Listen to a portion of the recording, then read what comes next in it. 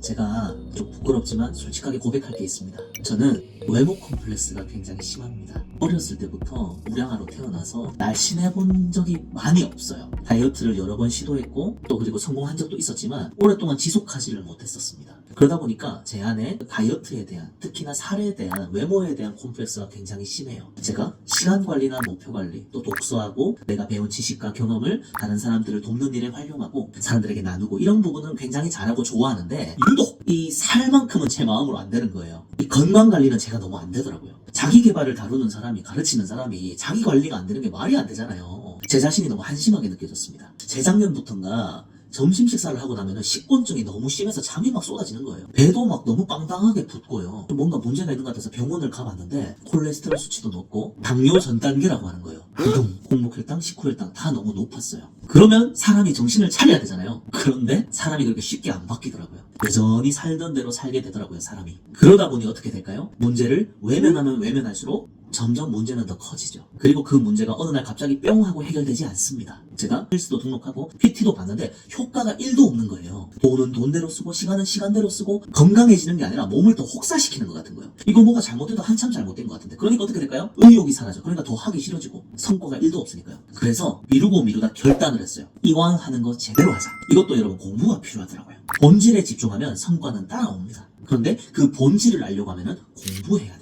그래서 제가 이 다이어트를 성공하기 위해서 건강을 잃어가면서 뭔가 유행하는 그런 다이어트 말고 살이 빠질 수밖에 없는 본질 중심의 다이어트가 없을까 그 방법을 찾아봤어요. 그러다가 발견했던 게 이 두 권의 책이에요. 스위치온 다이어트와 내 몸 혁명이라는 책인데 제가 이 책들을 밑줄을 긋고 메모하면서 직접 삶에 하나하나 적용해봤어요. 그런데 그 적용을 하기 위해서는 어떻게 해야 됩니까? 그냥 책에 나오는 활자들만 그냥 보면은 우리가 내용이 들어왔지만 머리 지식이 우리 손, 발을 움직이지는 못하거든요. 그럼 어떻게 해야 될까요? 보다 더 구체적인 작은 단위로 쪼개가지고 액션 플랜을 만들어야 돼요. 제가 가지고 있는 강점을 활용한 거죠. 그래서 액션 플랜을 만들어서 그 책을 바인더로 만듭니다. 이렇게. 체크리스트도 만들었어요. 그리고 이것을 매일 휴대하는 바인더에다가 꽂았죠.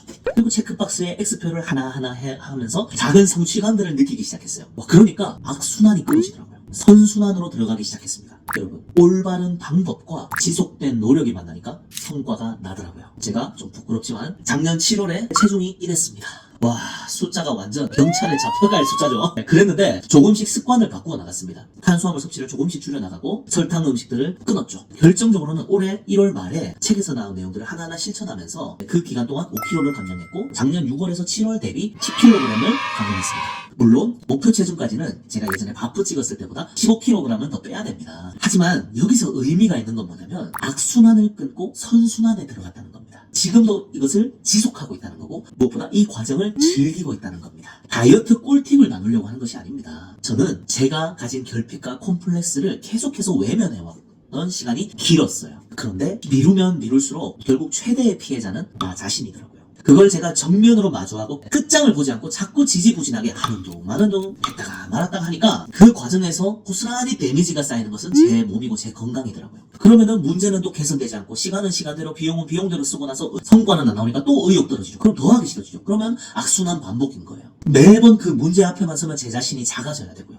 여러분, 진짜로 자존심 상하는 일은요, 모르는 게 아니고 못하는 게 아니더라고요. 한 번 두려워한 일을 영원히 두려워하는 게 진짜로 자존심 상하는 일이에요. 제가 그 두려움을 극복하기 위해서 한 일, 그리고 이 선순환을 만들어낸 결정적이었던 방법이 뭔 줄 아세요? 바로 기록입니다. 기록하는 순간 눈에 보이지 않는 꿈이 눈에 보이는 현실이 되고요. 보이지 않는 문제가 끊임없이 우리를 두려움에 떨게 만드는데 눈에 보이는 글로 기록하는 순간 우리가 해결할 수 있는 과제가 되기 시작합니다. 결과를 고민하지 말고 과정을 고민하면 돼요. 내가 오늘 뭘 먹었고, 운동은 얼마나 했고, 몇 시에 했고, 또 얼마나 걸었고, 오늘 혈당은 어땠고, 케톤 지수는 어땠고, 오늘은 식곤증 있었는지 그런 과정들을 하나하나 기록해 나갔어요. 어디에요? 바로 이 바인더 안에 기록해 나갔어요. 제가 하루 동안에 있었던 것을 건강과 다이어트의 관점으로 바라보면서 기록해 나갔어요. 이게 바로 지식 경영입니다. 지식 경영이란 현장에서 아이디어를 얻고 이걸 데이터베이스로 만들어서 적극적으로 사업과 삶에 활용하는 걸 의미합니다. 저는 이걸 제 업무에서뿐만 아니라 제 건강 관리에도 적극적으로 활용하기 시작했어요. 그러니까 성과가 나오더라고요.